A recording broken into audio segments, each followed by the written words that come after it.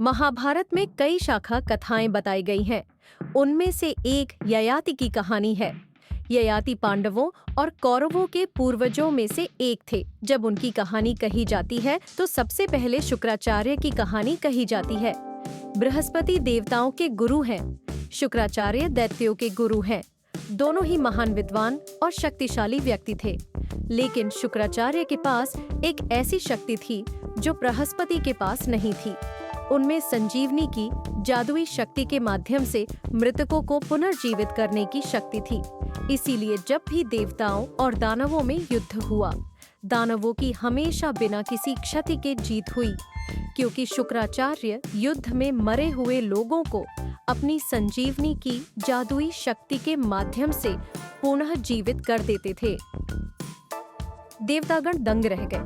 देवताओं के नेता इंद्र बृहस्पति के पुत्र कास के पास गए और अनुरोध किया, किसी तरह शुक्राचार्य से संजीवनी मंत्र सीखो और वापस आओ। आप बहुत ज्ञानी और प्रतिभाशाली हैं। इंद्र ने पूछा, क्या तुम ऐसा कर सकते हो? कसान शुक्राचार्य के पास आया और उनका शिष्य बन गया। इस भय से कि शुक्राचार्य वह मंत्र कास को सिखा देंगे, राक्षसों ने उन्हें मार डाला। शुक्राचार्य की पुत्री देवयानी के आग्रह पर शुक्राचार्य ने कसाना के प्राण बचाए। यही बात एक बार फिर घटित हुई। उसे इस बात से दुख हुआ कि राक्षसों को उस पर संदेह था और उन्होंने ऐसा किया। लेकिन राक्षसों ने अपने प्रयास कभी नहीं छोड़े। उन्होंने कासन को तीसरी बार मार डाला। इस बार भी दैत्यों ने शुक्राचार्य के प्रभाव के कारण कसान को पुनः जीवित न रहने देने के लिए एक योजना बनाई। उन्होंने मारे गए कसाना को जलाकर राख कर दिया, उसे शराब में घोल दिया और शुक्राचार्य को दे दिया। भोज के दौरान कासन की राख शुक्राचार्य के पेट में चली गई, जिन्होंने भी मदिरा पी रखी थी। देवयानी ने कसाना को खोकर शुक्राचार्य से उसे पुनः जीवित करने की प्रार्थना की। अपनी जादुई शक्तियों का प्रयोग करते हुए शुक्राचार्य ने कसाना को बुलाया और उसे बताया कि उसके पेट के अंदर क्या हुआ था। तब शुक्राचार्य ने अपनी पुत्री से कहा, यदि मैं इसे अब भी जीवित कर दूं, तो इसे मेरा पेट फाड़कर बाहर आना होगा। अगर ऐसा हुआ तो मैं मर जाऊंगा। उसने पूछा, क्या आप चाहते हैं क्या मैं मरकर तुम्हें कसान चाहिए, या फिर चलो मान लेते हैं कि कासन को मृत होने दो ताकि मैं जीवित रह सकूं। चाहता था? शुक्राचार्य ने पूछा। देवयानी ने कहा, मैं तुम दोनों को चाहती हूँ। कारण यह था कि देवयानी कासन से विवाह करना चाहती थी। शुक्राचार्य एक निर्णय पर पहुंचे। वह अपने पेट में हो रहे दर्द के बारे में सोचते हुए बोला, हे बृहस्पति पुत्र, आप जिस काम के लिए आए हैं वह हो रहा है। अब मैं तुम्हें संजीवनी मंत्र सिखाऊंगा।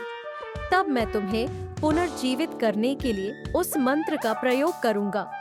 जब तुम मेरा पेट फाड़कर बाहर आओगे तो तुम मेरे बेटे जैसे होगे।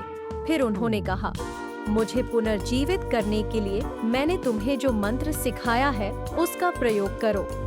फिर कसान को मंत्र सिखाया गया। वह जीवित हो गया। वह शुक्राचार्य का पेट फाड़कर बाहर आ गया। फिर उसने उसे जीवित करने के लिए उस मंत्र का प्रयोग किया। शुक्राचार्य को अपने आप पर क्रोध आया, यह सोचकर कि इस प्रकार मदिरा पीकर वे धोखेबाज बन गए हैं। उसने अपने आप को डांटा, आज से जो भी ब्राह्मण धर्म को जानकर मदिरा पिएगा वह अपना धर्म खो देगा और इस लोक तथा परलोक में उलझ जाएगा। उन्होंने धर्म का एक नियम निर्धारित किया कि जो ब्राह्मण और देवता धर्म को जानते हैं उन्हें इस नियम के बारे में जानना चाहिए, जिसे मैंने अभी कहा है। इसके बाद देवयानी कसान से शादी करने के लिए कहती है। वह कहता है, शुक्राचार्य मेरे गुरु हैं, मैं उनकी कोख से उत्पन्न हुआ हूँ, इसलिए उनकी पुत्री तुमसे विवाह करना धर्म के विरुद्ध कार्य है, और वहाँ से चला जाता है। इस बिंदु पर एक बात कही जानी आवश्यक है। शुक्राचार्य एक शक्तिशाली ब्राह्मण थे जो वेदों और शास्त्रों में पारंगत थे। बिना किसी झिझक के यह कहा जा सकता है कि उसने शराब पी थी। यह अलग बात है कि उन्होंने नियम लागू कर दिया था कि ऐसी आदत की इजाजत नहीं होगी।